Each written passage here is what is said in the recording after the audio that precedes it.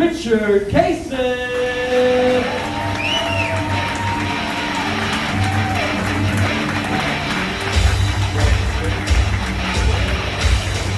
Keep it going for Chris Ray, ladies and gentlemen. Let him know. Yeah. I know I can't see. I don't want to fall off the stage, but how are you doing? How are you? I don't have a virus, I promise you. How about you? How are you? I'm lying, of course. I didn't know. Give yourselves a round of applause for coming out. Good job. In the face of the coronavirus, a hurricane that's going to hit in just several hours from right now, I could be one of the last pieces of shit you ever see. We were driving down here last night, and we hit this road construction. I was afraid we weren't even going to make it here to the gig because of this construction. They got traffic narrowed down to one lane. I'm in this one lane of traffic, and they got that big orange sign on the side of the road flashing a message that says, "Don't text and drive. Don't text and drive. Don't text and drive." And I'm like, yeah, I'll drink to that. Yeah. Don't text and drive. Please, don't do that, sir. I do a lot of one-nighters in the Midwest. I do a lot of just like bars down dirt roads and Deliverance and full of meth cooks in the audience and taverns and grills. All part of my shitholes of the greater Midwest tour. It's nice to be back in a regular comedy club for a change. A few months back, I was double booked at a sports bar up against a cornhole tournament. Now, if there's anyone here who doesn't know what cornhole is horseshoes for retards. The courts have determined that horseshoes are too dangerous for you to throw. We're going to let you throw this little Baghdad. It's okay. Just, hey, Baghdad, there's something there. Write that down. Cornhole. What a name for it. People are walking around in t-shirts and what cornhole league? I'm in a cornhole league. I'm not a loser. Sure you're not. Keep telling yourself that. When I was a kid, we had a similar game. We called it beanbag toss. And if you're 4, it's a lot of fun. I guess at some point some gay hillbilly came along and was like, "Bend over, see? I'm going to see how many beanbags I can toss you in cornhole. Here we go. There's 3. Wow, now you can expand it like that."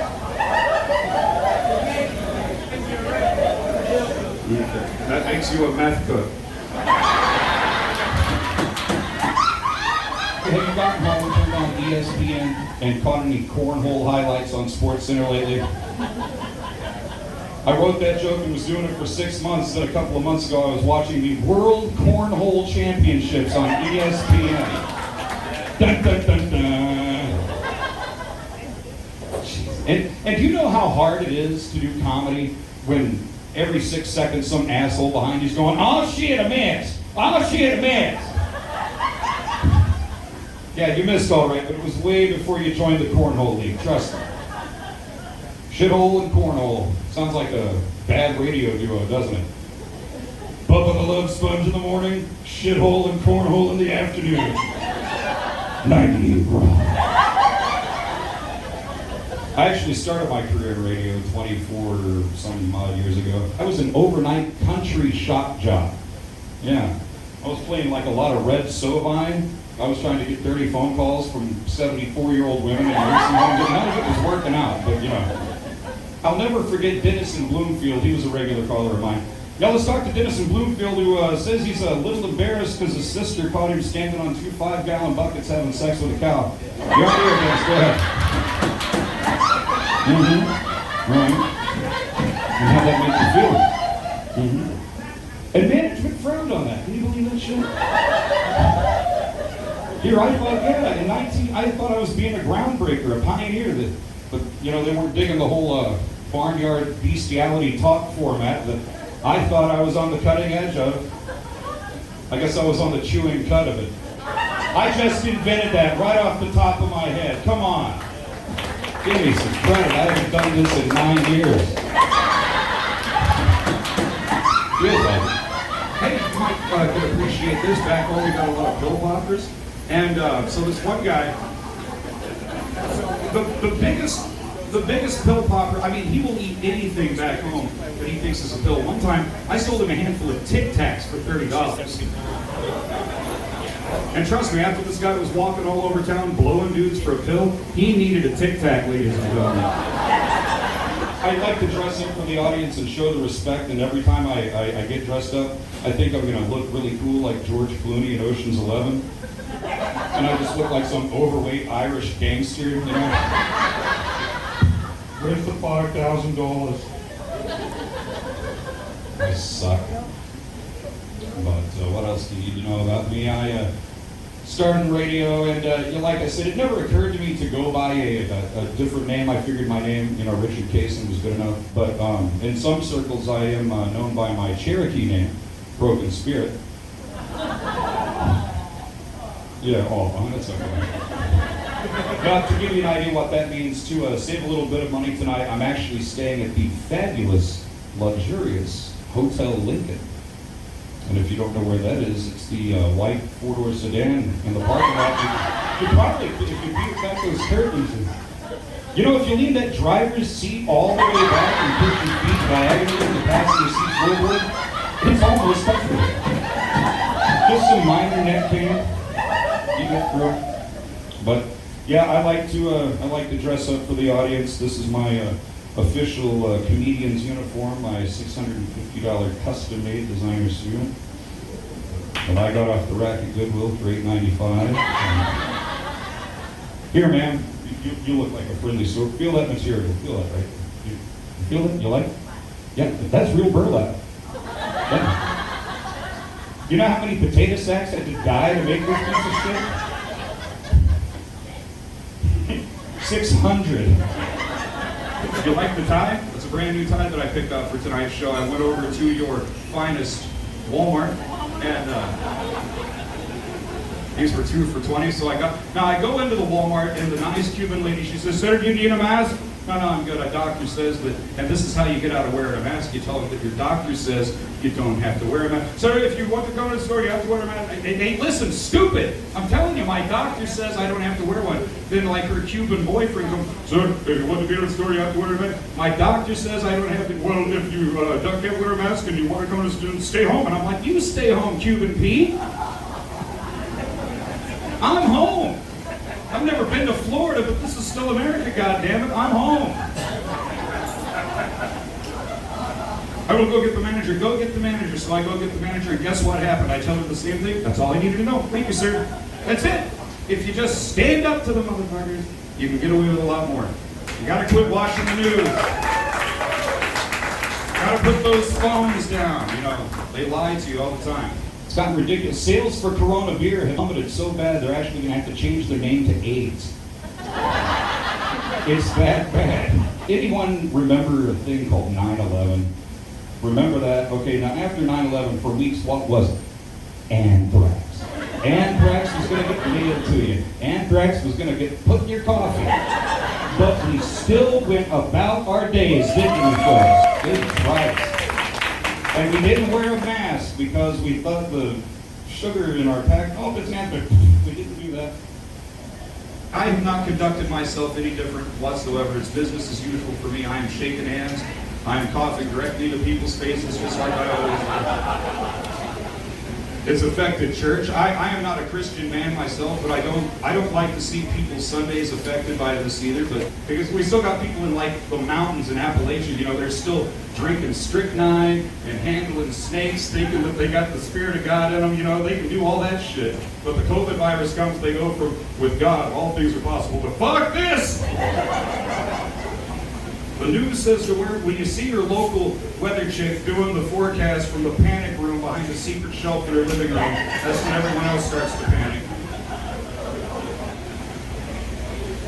And the mask, they've just become another accessory now. It's like just to show off your favorite sports team.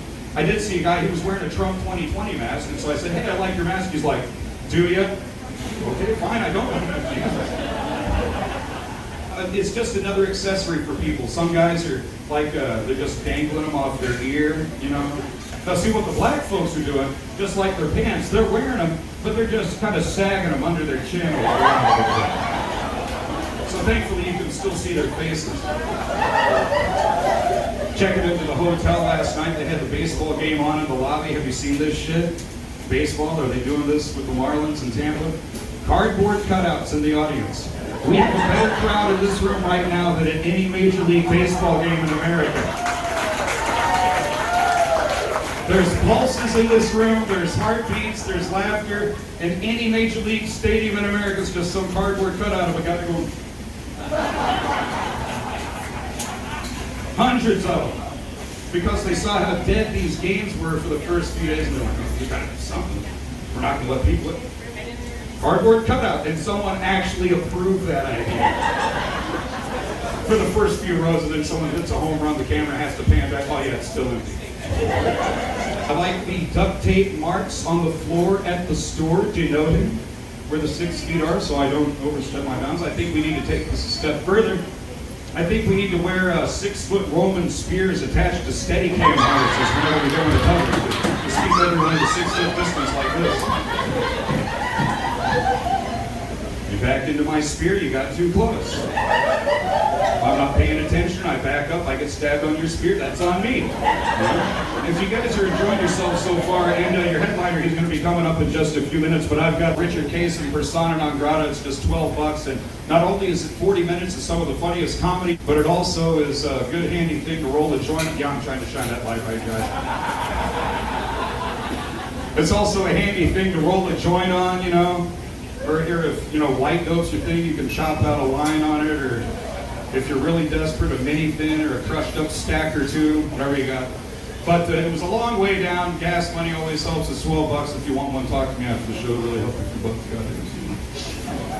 Been losing gigs because of this virus thing and everything else. Last year, it was flooding because some lakes and rivers, some clubs that I had shows booked there, they got flooded out. I got a text message from a club at one point. I was going to do 2 nights at this place. They had to cancel on me because they said, yeah, unfortunately, we had a tragedy. We're going to have to cancel the show. I've been doing this for 24 years. I've heard it all. So I'm like, a tragedy? Yeah, what happened? She says, well, unfortunately, the owner was killed in a car crash last Saturday. And I'm like, you tell that son of a bitch right now that if he doesn't want to book me, just don't fucking book me, okay? This is what's known as humor, okay? I know you guys have been pent up for a little while. Just relax, it's okay. I know this is Florida, so it's like a huge vacation spot, but locally, do you guys do a lot of swimming and camping, or what's the scene here? What do you guys do for fun during the summer?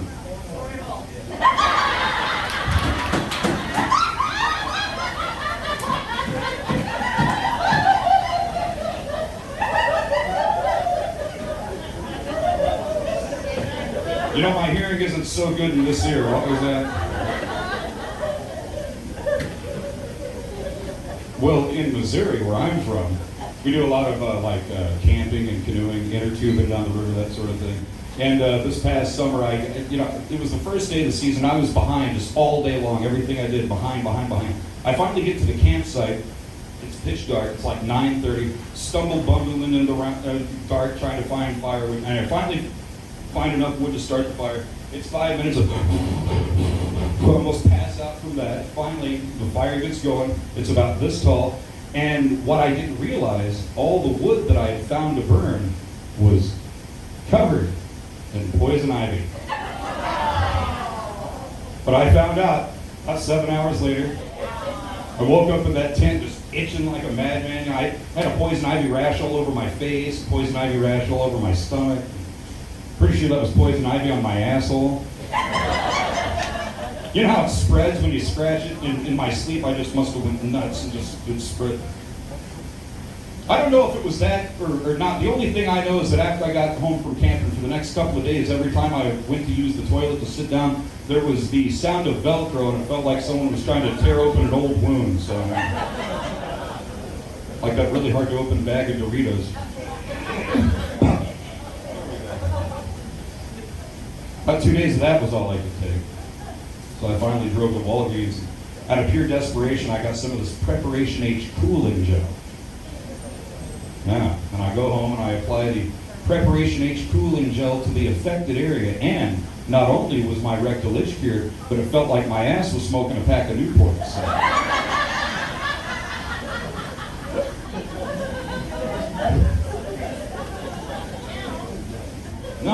really good. It was like a Salem cigarette wrapped in a Tux medicated pad. Tucked away. I wonder if that's why they call them Tux. You ever seen someone flying a crop duster over a field, wonder if they're rocking the soundtrack to Top Gun? They wanted to sign up, they wanted to enlist, and never quite got around to it. Now I'll take it out on this corn. Here we go. Movies are kind of a hobby of mine. My girlfriend, she hasn't seen a lot of newer stuff that's out, so I've been trying to catch her up. She was completely unfamiliar with the Paranormal Activity films. A round of applause. Anyone seen them? Parts 1 through 80. She hadn't seen them, so we rented all 5 of them. We have an all-night marathon, just back to back to back, watching all these movies. And first of all, let me say what these Paranormal Activity movies have done very cleverly and very effectively, I might add, is make me afraid of my own goddamn house. Now, top-notch job of that. So we watched all 5 of these movies back to back, and finally the marathon's over like 2:33 in the morning. She says she's going to bed. I asked her if on the way into the bedroom to the kitchen, if she wouldn't mind leaving the light on for me. And she says, "Oh, you're such a pussy. You're such a... I can't believe a man of your age is afraid of the dark."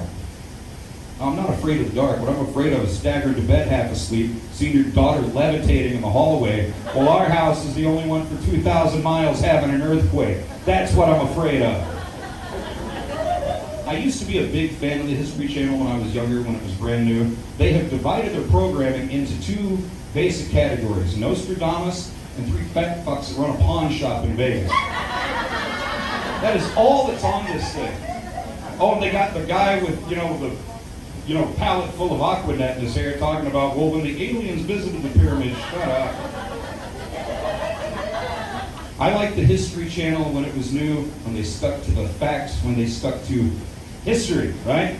Remember that years ago they had a special about the time when Ronald Reagan fought alongside George Washington in hand-to-hand combat against Mussolini, Dr. Doom, and Goldfinger. Remember history. These revisionists, they're taking it all out of there. So I watch a lot of TV late. Yeah, I keep some late hours. I finally, go to bed around 3:30 or 4, and I'll watch the History Channel. When it goes to a commercial break, that first commercial, it's always kind of this matronly gal, this woman up in years, and she says, getting into the bathtub's become a challenge for me. And I'm thinking, that's a challenge? What about the guy that flies a skywriting plane trying to jam a catheter into his penis while he's been paid $5 grand to ask a woman to marry him, and he's trying to jam it in there like that? That's how that message is going to turn out. And the guy in that commercial, I'll just take 6 or 7 catheters with me. I go up in the air. They're lubricated, so they're less painful. Less painful. Not pain-free. Less painful. And these catheter commercials, they've been on the air for like 10 years. And first of all, folks, I'm only 42. I had no idea of the market for home catheterization. I had zero idea that people were doing, people are doing this in a camper in some trailer park, with some Vaseline and a straw. Well, I got the basic stuff here. Hand me that twist tie. I mean, it just seems to me that you would want a competent professional to be ramming a medical grade silly straw with a hole in your feet out. That's just kind of how I think. What do I know? I've never been before, catheterized, if that's the problem. What about you? Catheter patient? Okay. It kind of almost sounds like your next door neighbors if you think about it. Hey honey, the catheter's invited us over for dinner. They do go to the bathroom a lot, but they're nice folks. I think we should go over there. I heard a commercial on the way down here for some liquor store, and they had a wine sale. They were pushing the wine, and the guy in the commercial says, "Let us take the intimidation out of your next wine purchase." And I'm like, well, what is there to be intimidated about? You just go in there, excuse me, my good man, but what do you have? And it really gets me screwed up. Well, we have this lovely Mad Dog 2020. It's on sale for $4.95 this week. You may find this 2014 Manischewitz to your liking. It's $8.95, very sweet. And I used to think for years that wine drinkers and wine people were just uptight pricks and snooty. But then I finally realized that it's not the wine that does that to people, it's the wine glass. Because who isn't going to look like the douchebag of the century when they're walking around a party and drinking their drink out of a glass like this, got the little stem at the end and a little crystal goblet that you sit down? You can drink anything out of a wine glass. Milk, apple juice, water, you're going to look like just as much of a prick. Doesn't matter what it is. Try drinking wine out of a coffee mug sometimes. See what happens. Your family comes over, you're pulling an intervention. It's people with cameras and headsets. Look, it's the same bottle of wine I've had for 5 years. It's the only cup I've got that's clean. Leave me alone. Get out. I'm not single anymore. I've been involved for a few months. Still uncircumcised, though. Now, don't act like you don't have any experience with the uncircumcised member. Come on. What are you hiding your face for, dude? Come on, you know you got that turtleneck sweater thing going on with a crucifix around it, like it's weird, isn't it? It's not even part of the bit. No, but no, I am uncircumcised. It's a long story, but I'm not. There's pros and cons to it. Some women, they don't have any experience with the uncircumcised. Remember, they look at it that first time, they're given an inspection, you know. And this microphone is not an indicator of size. It's just the closest prop I have, okay? She's looking at it, it's like, wow, I can just pull that like that. That's almost like the hood of a North Face fleece. That's not the hood of a North Face fleece, so quit looking for a drawstring. It's starting to hurt. You got that to put up with. But on the pro side of being uncircumcised, I always have a place to put my chewing gum when I have dinner. So as you can see, I'm into fitness. No, I go into these spurts with trying to get into shape. Last time I made a real serious attempt at trying to get into shape, it was back when the Wii Fit came out. Yeah. Remember that? Some friends of mine, they got the Wii Fit system and they thought that it would be a great idea if, as a group, we all got together and created one of these characters, and through the character, we're going to lose all this weight. And the first part is you got to step on this balance pad that measures you. It takes all these, it's a super accurate piece of machinery. And so it's my turn. And I step on this thing, and before it even measures a goddamn thing on me, it goes, ooh, ouch.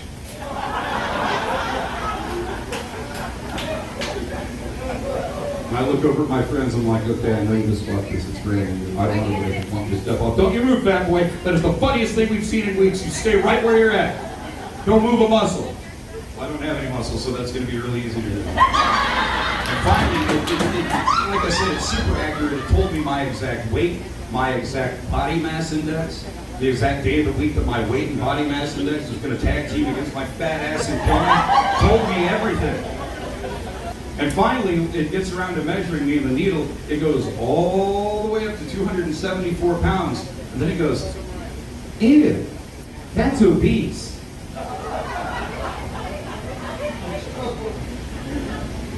Look, I'm not stupid. I know I'm not hurting the game. When he goes, dude, ouch, and dude, that's it.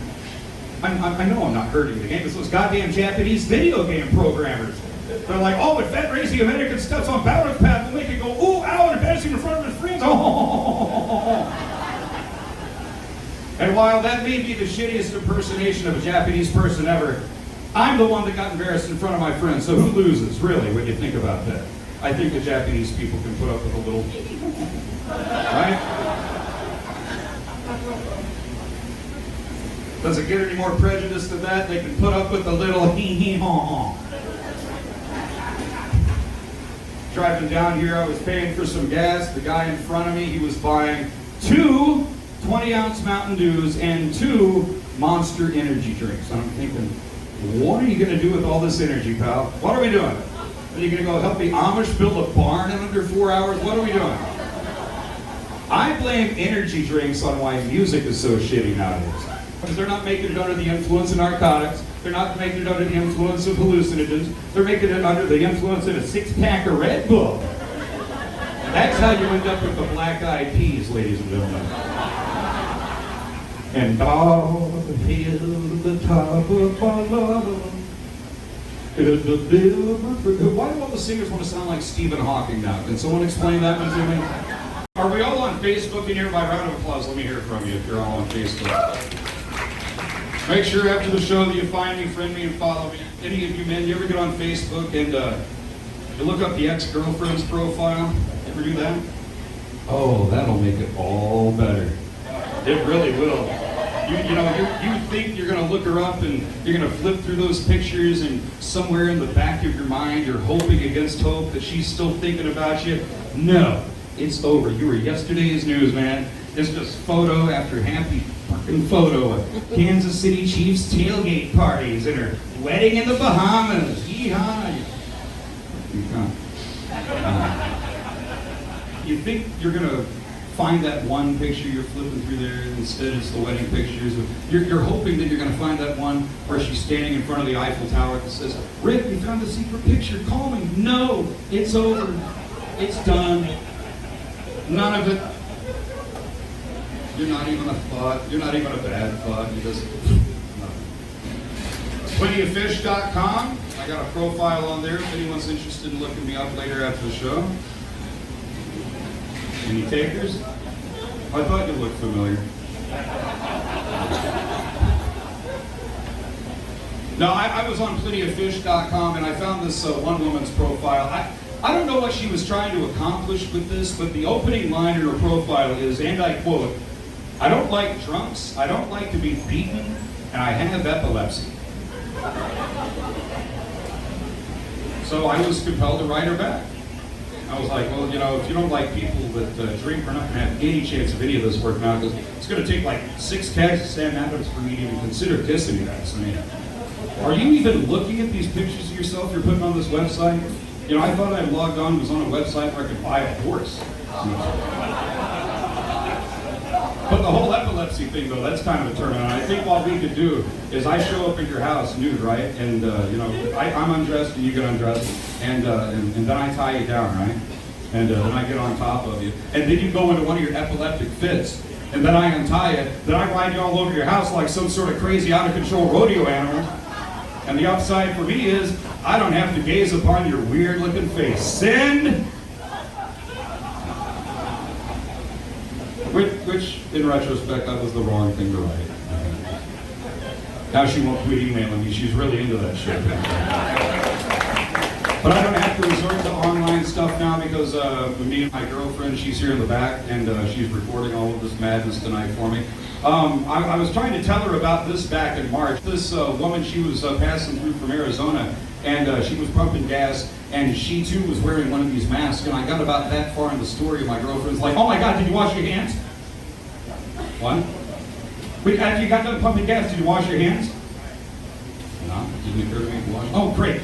You just had your fingers inside me an hour ago, now I'm going to get the coronavirus. That's just great.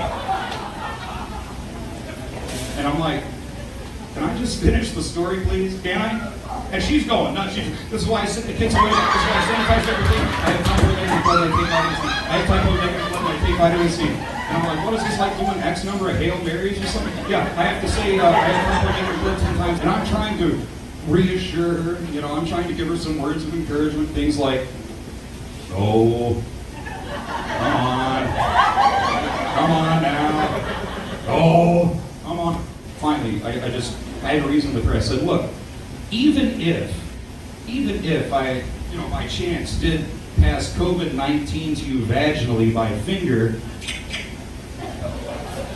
look, you just squirted 4 gallons of some fluid. The doctors cannot decide on what exactly it is, okay? So if it is that, it shot right back up. And now it's in my hair. Thank you very much. My name's Richard Cason. Enjoy the rest of your show. Good night.